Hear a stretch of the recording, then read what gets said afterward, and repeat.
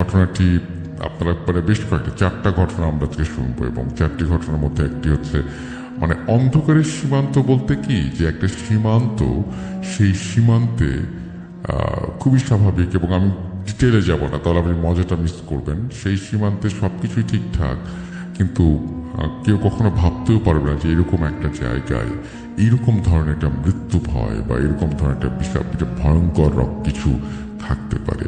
সেটা নিয়ে ঘটনা। চলুন কথা না বাড়িয়ে আমরা সরাসরি ঘটনায় যাই। আশা করছি প্রথম থেকে শেষ পর্যন্ত আমাদের শুনবেন এবং ভালো লাগবে আপনাদের। কথা না বাড়িয়ে ঘটনায় যাচ্ছি।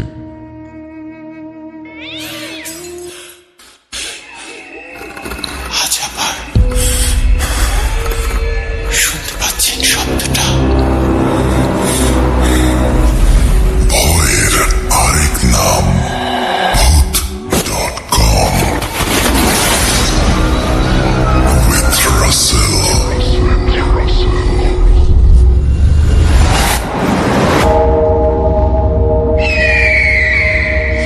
Welcome back. আপনাদের সবাইকে স্বাগত জানাচ্ছি আমি রাসেল। আশা করছি আপনারা সবাই ভালো আছেন, ভালোর দলে আছেন। আমিও ভালো আছি আর ভালোর দলে আছি। নতুন একটা ঘটনায় যাব, যেভাবে লেখা আছে আমি সেভাবেই পড়ে শোনাচ্ছি। আসসালামু আলাইকুম রাসেল ভাই, আশা করি ভালো আছেন। আমি শোয়েব হোসেন জিসান, গাজীপুর টঙ্গী থেকে লিখছি। আমি অনার্স প্রথম বর্ষ ইংরেজি বিভাগের ছাত্র। স্টুডিওতে আসা সম্ভব না, তাই লিখে পাঠালাম। ভূত.com আমার পাঠানো প্রথম ঘটনা এটা, আর এটা আমার সাথে ঘটা একটি ঘটনা যেটি এখনো মনে হলে আমার গায়ে কাঁটা দিয়ে ওঠে। ঘটনাটি ঠিক 3 বছর আগের। তখন অগাস্ট বা সেপ্টেম্বর মাস। বাড়িতে আমার নানু অসুস্থ, মৃত্যুর সাথে পাঞ্জা লড়ছে। অসুস্থ নানুকে দেখতে আমাদের সব আত্মীয় স্বজন বাসায় অবস্থান করছে। বাড়ি ভর্তি অনেক মানুষ। কোন রুমের বিছানায় ফাঁকা নেই, মেহমান শুয়ে আছে। যেহেতু তারা মেহমান, তাদের সর্বোচ্চ দেখাশোনা করা আমাদের দায়িত্ব ছিল। পুরো বাড়ির ফ্লোর আর এক সেট সোফা ছাড়া খালি জায়গা ছিল না। রাতে আমি সেই সোফাতেই শুয়ে পড়লাম। সোফা সেটটা ছিল বাড়ির পূর্ব দিকটায়। প্রথম দিন রাতের খাওয়া দাওয়া শেষ করতে করতে 12টা বেজে গেছে। আমি সোফাতে শুয়ে মোবাইল চালাতে চালাতে ঘুমিয়ে গেলাম। ঠিক 3:15 আমার চোখ খুলে গেল, মানে ঘুম ভেঙে গেল। চোখে এক ফোঁটা ঘুম নেই। আশেপাশে নিস্তব্ধ, সবাই ঘুমিয়ে আছে। মাঝে মাঝে কিছু কুকুর কান্না করছে জোরে জোরে। সময় রাত 3:18। আমি ঠিক বাম পাশ থেকে হালকা নুপুরের আওয়াজ শুনতে পেলাম। অবাক হলাম, এত রাতে নুপুরের শব্দ কেন? আমি আরো মনোযোগী হয়ে আওয়াজ শোনার চেষ্টা করলাম। নুপুরের শব্দ তখনও হচ্ছিল। আমার ভয় করতে শুরু করলো। নুপুরের আওয়াজটা বাম দিক থেকে আস্তে আস্তে আমার কাছে আসতে লাগলো। তখন নুপুরের আওয়াজটা জোরে হচ্ছিল, শব্দটা আস্তে আস্তে কাছে আসছে, আর আমার শরীর গরম হয়ে যাচ্ছে। যখন আমার একদম কাছ দিয়ে শব্দটা যায়, আমি আর নিতে পারলাম না। মনে হচ্ছিল আমার কান ফেটে যাবে। যাক, সময় রাত 3:22। নুপুরের শব্দ পুরোপুরি বন্ধ হয়ে যায়। আমি মোবাইলে সূরা শুনতে শুনতে ঘুমিয়ে গেলাম। সকালে আমি আম্মুকে বললাম, কিন্তু উনি বিশ্বাস করতে চাইলেন না। বাসার বাকি সদস্যদের বললাম, বাট কেউ বিশ্বাস করলেন না। তখন নিজেকে সান্ত্বনা দিলাম, হয়তো আমি ভুল শুনেছি। একটু ভয় কাটলো। দ্বিতীয় দিন আবারও সেই সোফাতে ঘুমাতে গেলাম। রাত 11টা বাজে, ঘুমিয়ে গেলাম। আশ্চর্যজনক হলেও সত্যি, রাত ঠিক 3:16 আমার ঘুম ভেঙে গেল। চোখ খুলে মোবাইলের সময় দেখেই আমি অবাক হয়ে গেলাম। তখন আমার খুব ভয় করছিল। আমি ভাবছিলাম, এই বুঝি নুপুরের শব্দ হলো। জাস্ট ভাবতে দেরি, ঠিক দক্ষিণ দিক থেকে আস্তে আস্তে নুপুরের শব্দ কানে আসতে লাগলো। আমি মনোযোগ দিয়ে শুনছিলাম। নুপুরের শব্দ নিশ্চিত হয়ে আমি ভয়ে ভয়ে মামিকে ডাক দেই। মামিকে বলি, মামি, আপনি কি কোনো শব্দ শুনেছেন? মামি বলল, না তো, কই? ঘুমিয়ে পড়ো, মনের ভুল তোমার। আমি কাউকেই বিশ্বাস করতে পারছিলাম না। একটা কথা শুরুতে বলা হয়নি, আমাদের বাড়ির ঠিক পেছনে একটা জঙ্গল ছিল, বড় অনেক পুরাতন জঙ্গল, আর এর পাশেই সনাতন ধর্মের কিছু পরিবার বাস করত। এই জঙ্গলকে ঘিরেও অনেক ইতিহাস, অনেক গল্প আছে, সেটা আরেকদিন সুযোগ হলে বলবো। তৃতীয় দিন ভয়ে ভয়ে ঘুমোতে গেলাম। রাত 10:30, 11টা বাজে। সবাই নানুকে নিয়ে ব্যস্ত। নানু প্রচন্ড অসুস্থ। এক পর্যায়ে সবাই ঘুমিয়ে গেল। আমি তখন সোফাতে ঘুমের চেষ্টায় আছি, কিন্তু যখনই নুপুরের কথা মনে করি ঘুম আসে না। অনেক ভয় নিয়ে ঘুমোতে গেলাম। ভেবেছিলাম আর হয়তো ঘুম ভাঙবে না, কারণ সারাদিন অনেক পরিশ্রম হয়েছে, শরীর দুর্বল। ধারণা ছিল একদম ভুল। ঠিক 3:15 বাজে আমার ঘুম ভেঙে গেল। ওই রাত আমি শব্দ শোনার সাথে সাথে সোফাতে বসে গেলাম। শরীর কাঁটা দিয়ে উঠল। নুপুরের শব্দ অনবরত চলছে। মাঝে মাঝে ঠিক এমন শব্দ হয় যে কেউ নুপুর পরে যেন নাচছে। আমি আমার বড় মামিকে হালকা কণ্ঠে ডাকলাম, মামি, নুপুরের শব্দ হচ্ছে, শুনছেন না? মামি বলল, না, আমি তো শুনতে পাচ্ছি না। আমি মামিকে বললাম, আপনি সোফাতে গিয়ে শুয়ে পড়েন, আমি বিছানায় ঘুমাবো, আমার ভয় করে। উনি সোফাতে ঘুমাতে গেলেন। ঠিক 5 মিনিটের মধ্যে উনিও আমাকে পুনরায় ডাক দেয়। ডাক দিয়ে তিনিও আমাকে জানায় উনি নুপুরের আওয়াজ শুনতে পেয়েছেন। আমি ভয়ে বিছানায় শুয়ে আছি। মামি আমার আম্মাকে ডাক দিতে যায় অন্য রুম থেকে, কিন্তু উনি আরেক রুমে যাওয়ার চেষ্টা করতেই নুপুরের আওয়াজ আরো জোরে হতে লাগলো। উনি পুনরায় বিছানায় ফেরত আসলো। ভয়ে ভয়ে বসেছিল। ঠিক 3:30টার পর আর আওয়াজ হয় না। আমি আর মামি ঘুমিয়ে যাই। সকালে সবাইকে জানালে কেউ বিশ্বাস করে না ঘটনাটা। আমার এক জ্যাঠাতো বোন আছে, তার সাথে এক জিনও আছে। আমি সেই বোনের ছোট ছেলের সাথে পুরো ঘটনা শেয়ার করি। ঘটনা শোনার পর উনি হেসে হেসে আমাকে বলেছিলেন যে এটা কিছু না, এবং সে আরো বলে আমি যা শুনেছি তা একদম সঠিক। তিনি আমাকে আশ্বাস দেন আজকের পর থেকে আর আওয়াজ হবে না। ঘটনার 2 মাস পরেই আমার নানু মারা যান। ওনার মৃত্যু স্বাভাবিক হয়েছিল। অবিশ্বাস্য হলে এটাই সত্যি, 2021 সাল থেকে এখন পর্যন্ত একটি রাতেও আমি নুপুরের আওয়াজ পাইনি, বাট তাদের অস্তিত্ব মাঝে মাঝে আমি অনুভব করতে পারি। এটাই ছিল আমার ঘটনা। হয়তো গুছিয়ে লিখতে পারিনি, বিশ্বাস করা বা না করা শ্রোতাদের ব্যাপার, বাট ঘটনাটি ছিল 100% সত্য। এই বলেই তিনি তার ঘটনা শেষ করেছেন। আশা করছি এই ঘটনাটি আপনাদের ভালো লেগেছে। ভালো লাগলে অবশ্যই আমাদের জানাবেন। আমরা চলে যাব আমাদের পরবর্তী ঘটনায়।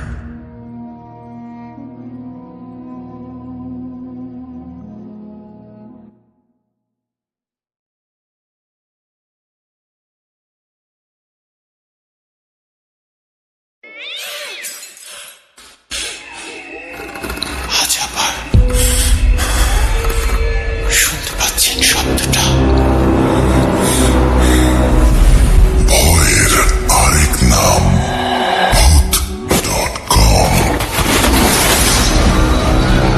with Russell.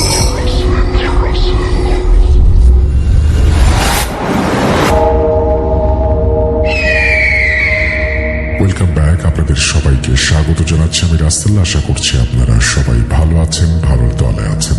আমিও ভালো আছি আর ভালোর দলেই আছি। নতুন একটা ঘটনায় যাব, যেভাবে লেখা আছে আমি সেভাবেই পড়ে শোনাচ্ছি।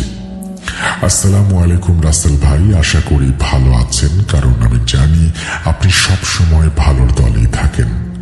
এটি আমার ভূত.com বলা প্রথম ঘটনা। অনেকদিন ধরেই ভাবছি ঘটনাটি লিখে পাঠাবো, তবে সময় করে উঠতে পারি না। এদিকে আলসেমির জন্য লেখাও হয় না। আজকে ভাবলাম লিখে ফেলি। ঘটনাটি ভালো লাগলে পড়ে শোনানোর অনুরোধ রইল। ঘটনাটি সিলেক্টেড হলে অবশ্যই আমাকে জানাবেন। আমার নাম সজীব। আমি ক্লাস 10-এ পড়ি। আমার বাসা ঢাকা যাত্রাবাড়ির শনির আখড়ার মাতুয়াইলে। ঘটনাটি আমার সাথে 2024 সালের রোজার মাসে ঘটে। তো বেশি কথা না বলে সরাসরি ঘটনায় চলে যাই। আমি ছোটবেলা থেকে বরাবরই একটু দুষ্টু প্রকৃতির। আমার বন্ধুরাও ঠিক আমারই মতো। রোজার মাস মানেই তো তারাবির নামাজ। আমরা বন্ধুরা ইফতার করে নামাজের কথা বলে বাসা থেকে বের হয়ে ঘুরবো কখন, সেই আশায় বসে থাকি। তেমনি একদিন ইফতার করে আমরা সব বন্ধুরা একসাথে হই। আমি, জিহাদ, রোহিত, বাবু, আমরা সবাই কথা বলছি। কথায় কথায় সবাই মিলে প্ল্যান করি আজকে আমরা আম চুরি করতে যাব, তাও আবার গণি ভবনে। গণি ভবন কি তার একটু বর্ণনা দেই। গণি ভবনে ঢোকার আগে বড় একটা গেট এবং গেটের উপরে সুন্দর করে লেখা গণি ভবন।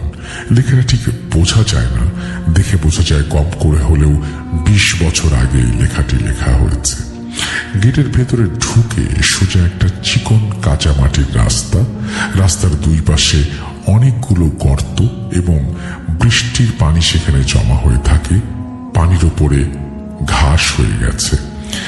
রাস্তা থেকে সোজা গেলে সামনে ডান দিকে একটা বাড়ি, বাম দিকে আরেকটা বাড়ি এবং সোজা সামনে একটা বাড়ি। মোট 3টা বাড়ি। 3টা বাড়ির মাঝখানে একটা ছোট মাঠের মতো, মাঠের মাঝখানে একটা সাদা দোলনা রয়েছে। প্রত্যেকটা বাড়ি একতলা করে বিল্ডিং। বাড়িগুলো অনেক পুরনো। বাম দিকের বাড়িটার পাশে একটা অনেক বড় এবং অনেক পুরনো তেঁতুল গাছ রয়েছে। গাছটার বয়স 100 বছরেরও বেশি। আর তেঁতুল গাছটার পাশে একটা ছোট্ট টিনের ঘর রয়েছে। ঘরটা একদমই ভেঙে গেছে। আর ডান দিকের বাড়িটার সামনেই একটা আম গাছ। এমনকি সোজা যেই বাড়িটা তার সামনেও একটা আম গাছ রয়েছে। আমরা আবার ঘটনায় ফিরি। রাত তখন আনুমানিক 10টা বাজে। আমিও আমার বন্ধুরা সবাই মিলে গণি ভবনের উদ্দেশ্যে রওনা দিলাম। হাঁটতে হাঁটতে সবাই মিলে একটা সময় গণি ভবনের সামনে পৌঁছালাম। আমরা কেউ ভয়ে ঢুকতে সাহস পাচ্ছিলাম না, কারণ জায়গাটা একদম অন্ধকার। রাতের বেলা ওই জায়গাটা আরো বেশি ভয়ঙ্কর দেখাচ্ছিল। এমনকি ওইখানে দিনের বেলাতেও কেউ যায় না। লোকমুখে শোনা যায় ওইখানে নাকি খারাপ কিছু আছে। 30 বছর ধরে ওইখানে কেউ থাকে না। যাওয়ার সাথে সাথে কেমন যেন আমার বুকটা কেঁপে উঠল। আমার কেমন যেন শরীরটা খারাপ লাগছিল তখন। কেন জানি না, মনে এক অজানা ভয় বাসা বাঁধছিল। একটা সময় আস্তে আস্তে আমরা সবাই একসাথে ভেতরে যাই, আর ভয়ে কেউ কারো কাছ থেকে দূরে যাচ্ছিলাম না। আমাদের মধ্যে বাবু আর রোহিত খুব ভালো গাছে উঠতে পারত। তাই আমরা 3জন বলি, বাবু তুই গাছে ওঠ। আমাদের 3জনের জোড়াজুড়িতে বাবু গাছে উঠতে রাজি হলো। বাবু গাছে উঠতে শুরু করলো। আমি, রোহিত, জিহাদ গাছের নিচে দাঁড়িয়ে আছি। আশ্চর্যজনক বিষয় হলো, বাবু গাছে ওঠার পর ওর আর কোনো সাড়া শব্দ পাচ্ছি না। আমরা 3জন বাবু বলে ডাকছি, সাড়া শব্দ নেই। হঠাৎ করে বাবু বলল, আমি তো ছাদের উপর নেমে ছাদের গেট লাগানোর জন্য গিয়েছিলাম, কারণ আমরা আম চুরি করার সময় যদি কেউ এসে পড়ে। আমি বললাম, ভালো করেছিস, তবে ভয় কেন পাচ্ছিস? লোকজন যদি আসে ওনারা তো গণি ভবনের মেইন গেট দিয়ে আসবেন। আমরা তখন তেঁতুল গাছের পাশ দিয়ে ওই যে রাস্তাটা আছে ওই রাস্তা দিয়ে পালিয়ে যাব। তারপর বাবু আম পাড়তে শুরু করলো। এক এক করে গাছ থেকে আম পাড়ছে আর নিচে আমাদের হাতে দিচ্ছে। আমরা সবাই আমগুলো পকেটে ঢুকাচ্ছি। এক সময় বাবু বলল, রোহিত তুইও গাছে ওঠ। আমি একা আমগুলো পাড়তে পারতে অনেক সময় লাগবে, তুই আয়, একসাথে আম পাড়ি, তাহলে তাড়াতাড়ি হবে। জিহাদ আর সজীব তো আছে নিচে, সুতরাং সমস্যা নেই। আমি আর জিহাদ বললাম, আচ্ছা ঠিক আছে রোহিত তুই যা গাছে ওঠ, আমি আর জিহাদ নিচে থাকি, তাড়াতাড়ি আমগুলো পেরেই চলে যাব। তারপর রোহিত বলল, আমিও আসছি। এই বলে রোহিত গাছে উঠে পড়ল, বিল্ডিং এর ছাদে নামলো। গাছটা এমন যে গাছ থেকে ওই ছাদে নামা যায়। এমন করতে করতে এক সময় আমাদের পকেট আমে ভর্তি হয়ে গেল, আর আম রাখার কোনো জায়গা নেই। হঠাৎ আমি একটা জিনিস দেখলাম, ওই 3টা বাড়ির এক কোনায় একটা ছোট বাড়ির নির্মাণ কাজ চলছিল, কিন্তু কাজটা মাঝপথেই বন্ধ হয়ে যায়। বিল্ডিং এর চার কোনায় যে চারটা পিলার থাকে ওই পিলারগুলো লাগানো সরঞ্জামগুলো এখনো রয়েছে। কিছু সরঞ্জাম খুলে ভেঙে পড়ে রয়েছে দেখে মনে হচ্ছে 2-3 বছর ধরে এই বিল্ডিং এর কাজ বন্ধ। হঠাৎ করে আমার বুকটা কেঁপে উঠল। আমার কেন জানি না মনে হচ্ছে কে যেন আমাকে লুকিয়ে লুকিয়ে দেখছে। আমি তখন গাছের নিচে দাঁড়িয়ে আছি। আমি জিহাদকে বললাম, চল আমরা এখান থেকে যাই। জিহাদ বলল, আরে চুপ কর, আরো কয়েকটা আম পেরে নেই, তারপর যাব।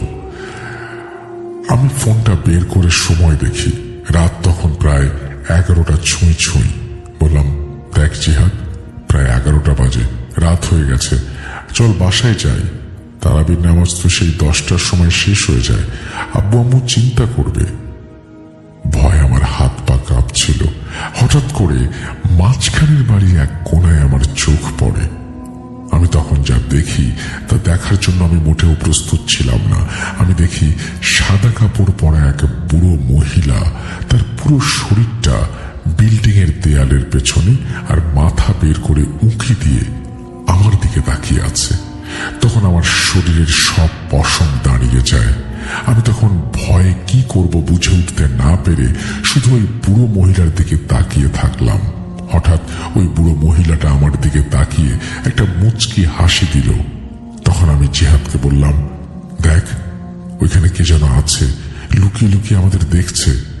জিহাদ বলল, ধুর কি বলিস, এই গণি ভবনের আশেপাশে কেউ আসতে চায় না, দিনের বেলাতেও না।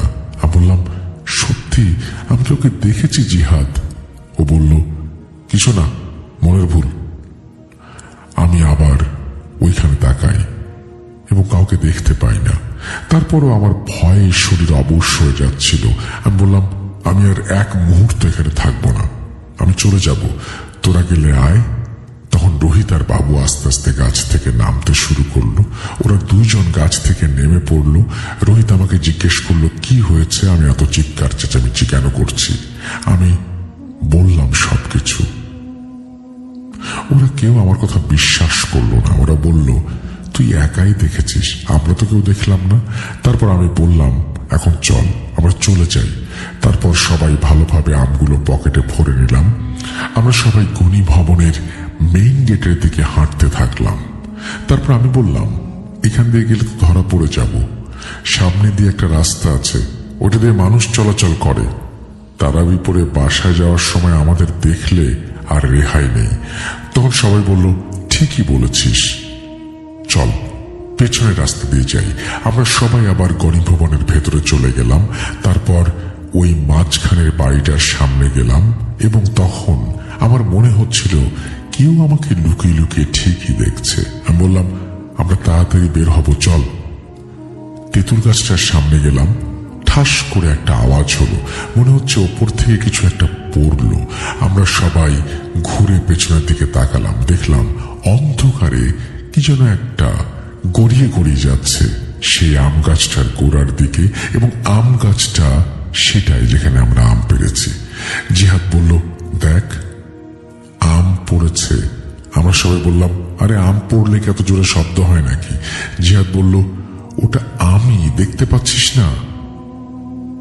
অন্ধকারে আমরা আসলে কিছু দেখতে পাচ্ছিলাম না। বললাম, অন্ধকারে কিছু দেখা যাচ্ছে না, তুই আম দেখে ফেললি? এটা বলার সাথে সাথে জিহাদ একটা দৌড় দিয়ে আম গাছের গোড়ায় চলে যায়। তখন আমরা সবাই ওর পেছন পেছন দৌড়াতে থাকি। নিচে যেতেই দেখি জিহাদ ওই জিনিসটাকে হাতে নিয়েছে। অন্ধকারে ঠিক বোঝা যাচ্ছে না। আমি আবার পকেট থেকে ফোনটা বের করে লাইট অন করলাম। লাইট অন করতেই দেখি সে একটা বড় ইট ধরে আছে।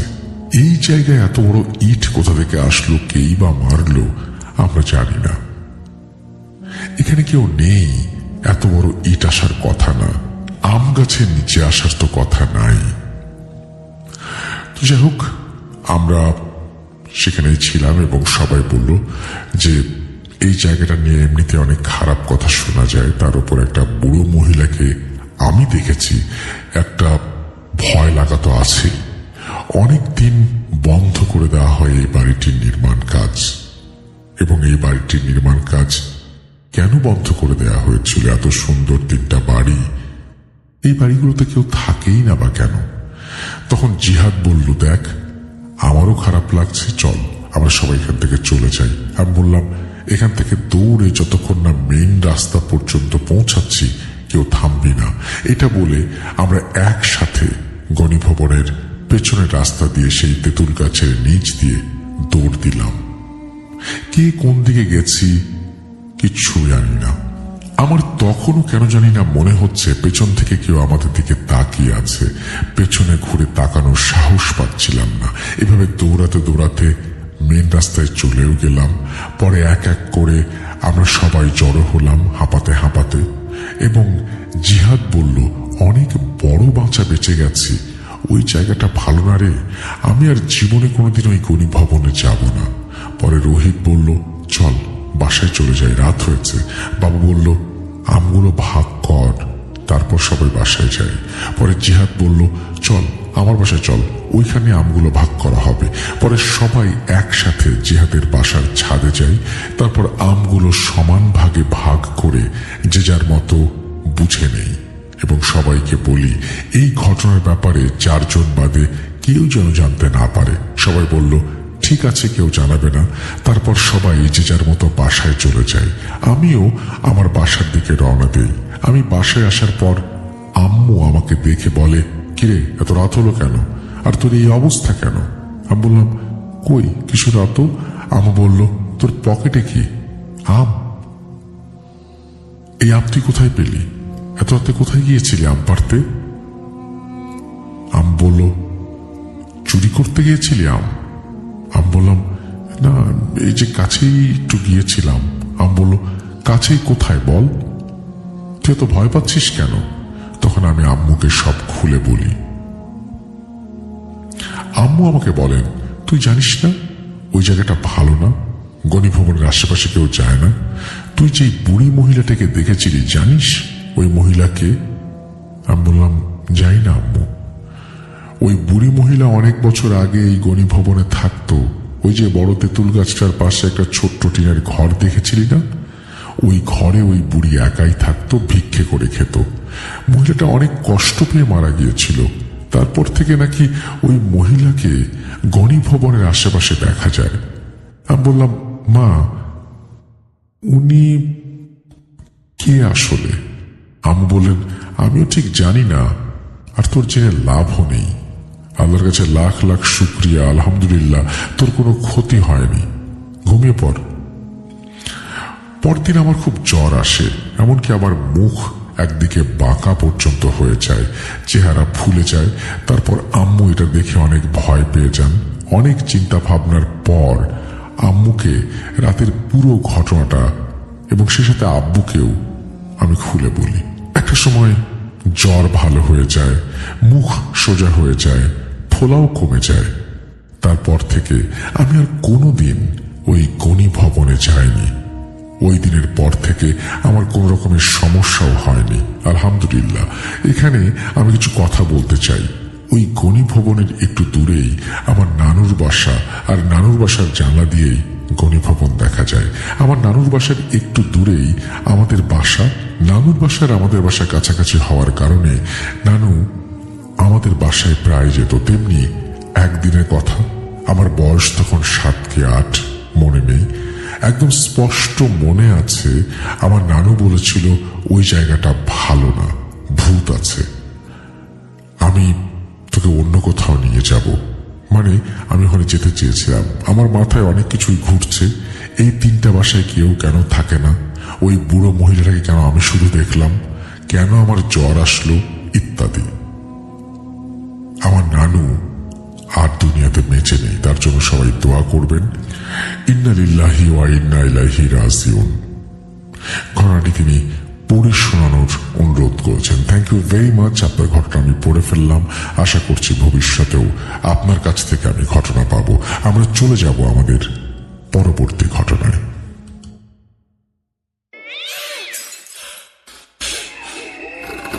আজ আবার শুনতে পাচ্ছেন শব্দটা? ভয়ের আরেক নাম ভূত.com with Russell.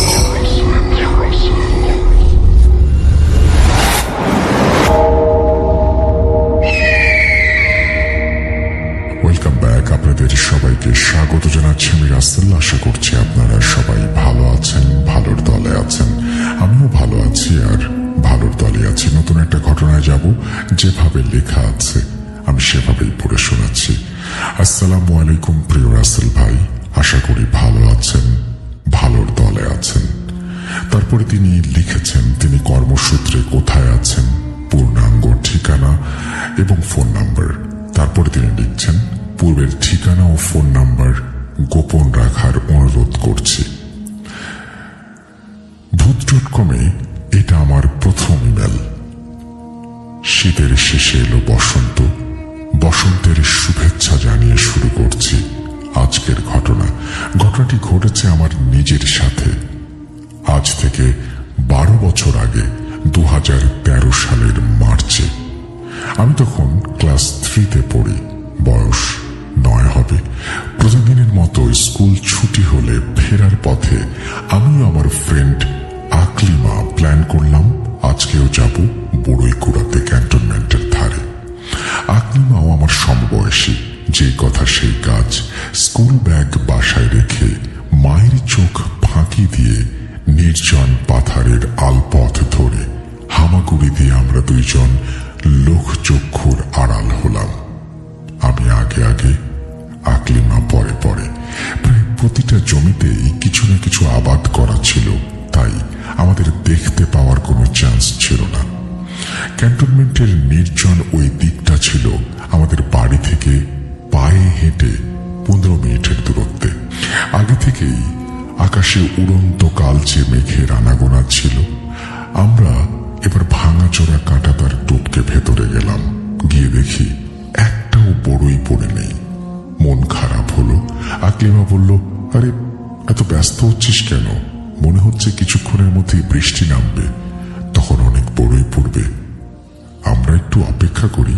কাঁটাতারের ওইখানে গার্ড দিত আর্মি। আমাদের কিছু বলতো না। আমরা মাঝে মধ্যে যেতাম বড়ই কুড়াতে। তাদের সাথে বন্ধুত্বপূর্ণ সম্পর্ক গড়ে উঠেছিল। সেদিন কোনো গার্ড কেউ চোখে পড়েনি আমাদের। অপেক্ষা করতে লাগলাম। নানান স্মৃতি নিয়ে আলাপ করতে শুরু করলাম, অথচ আকলিমা কোনো কথা বলছে না, একদম গম্ভীর।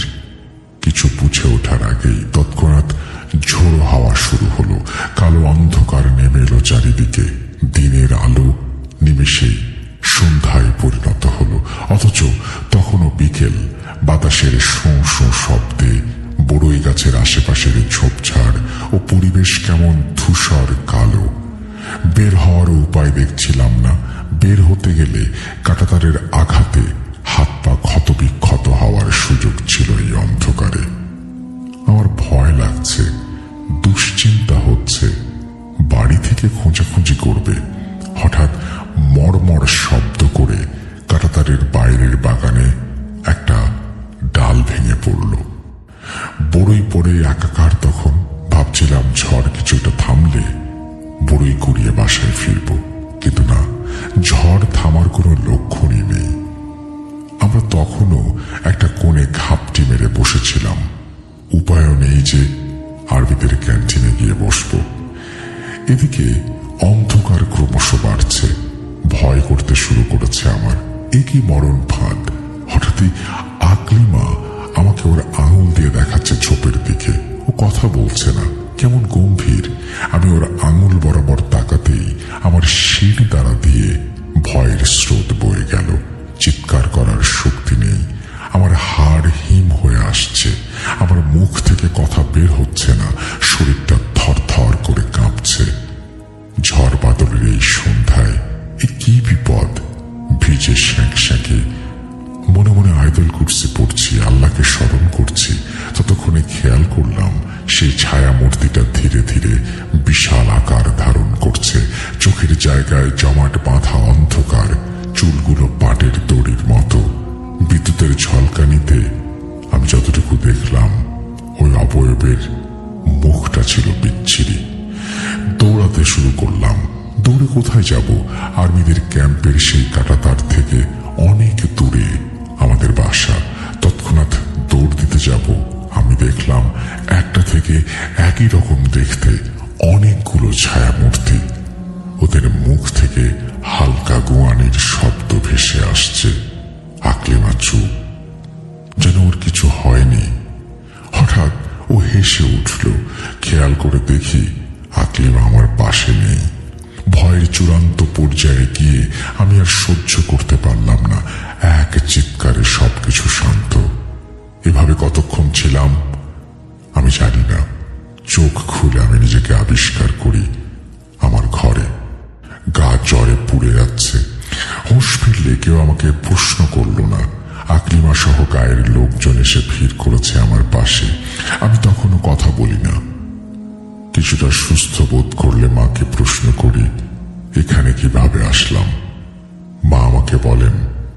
আমি বোঝার সুবিধার্থে মায়ের মুখেই বলছি, তোকে যখন খুঁজে না পাই, বাইরে ঝড় বৃষ্টি দেখে ওইভাবে ছাতা নিয়ে আকলিমাদের বাসায় যাই।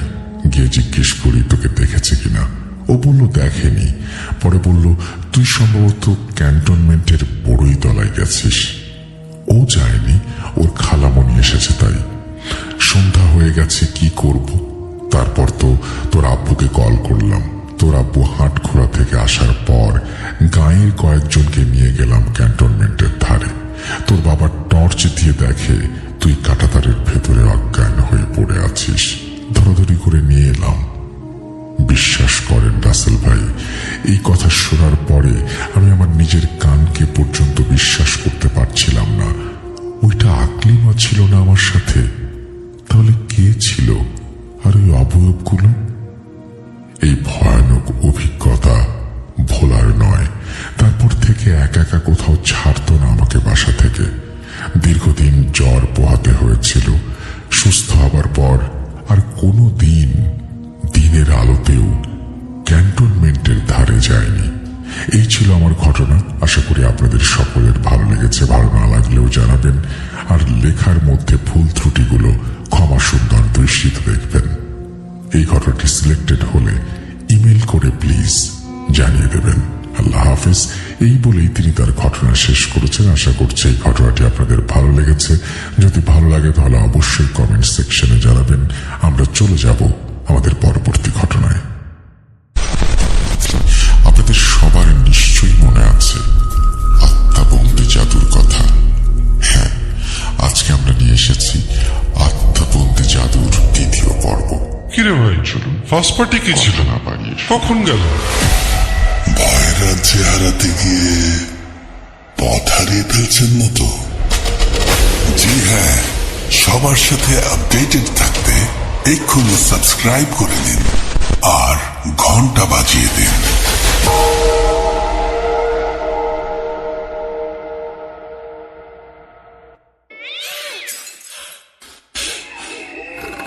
আজ আবার শুনতে পাচ্ছেন শব্দটা? ভয়ের আরেক নাম ভূত.com with Russell.